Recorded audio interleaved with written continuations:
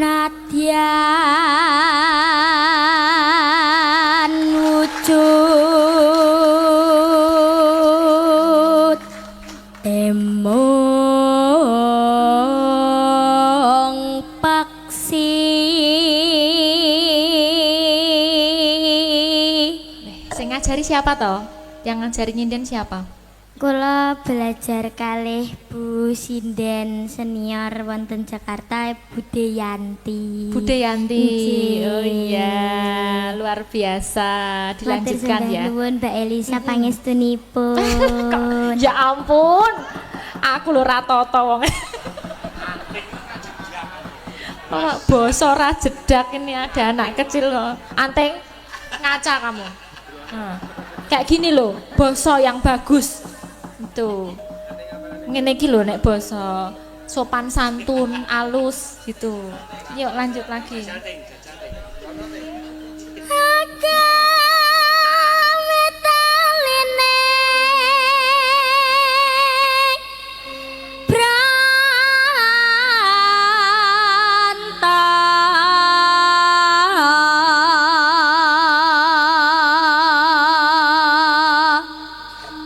Alus manis. Alus manis tur mrak ati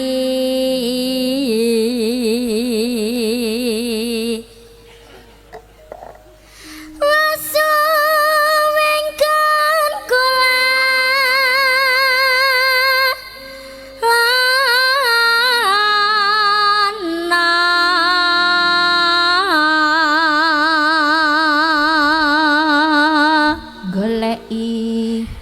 goleki si padang janar.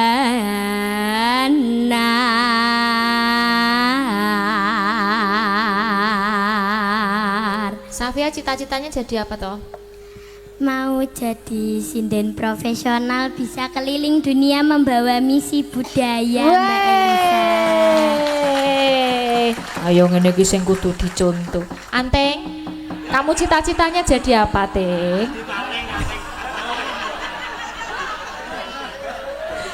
Cita-cita Pak mic-nya dibawa. Cita-citanya jadi apa? Saya ingin menjadi preman. Jadi preman. Sama no. Yo sama kayak Dek Safia, mimpinya sama membawa kebudayaan ini. Yo ora yo ngono kuwi kok. Cah gedhe nyontek cah cilik. Oke. Ra entuk. Alah karepmu ngono gak. Apa? Ngono wae mutong. Aja mutong, apa-apa, cepet apa? Cita-cita saya mohon didengarkan teman-teman. Saya ingin menjadi wanita yang inspiratif. Ini bahasa apa? Inspiratif ya apa? Ya bisa menginspirasi banyak orang. Biar apa? Biar apa ya? Ya biar hidup saya berkontribusi pada dunia saja.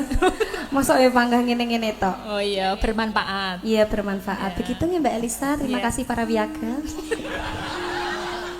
Ya, sampai lanjut ya. Ibu bunga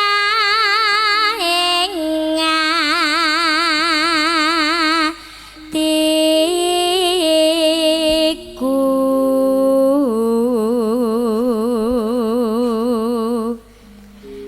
nyanding bisa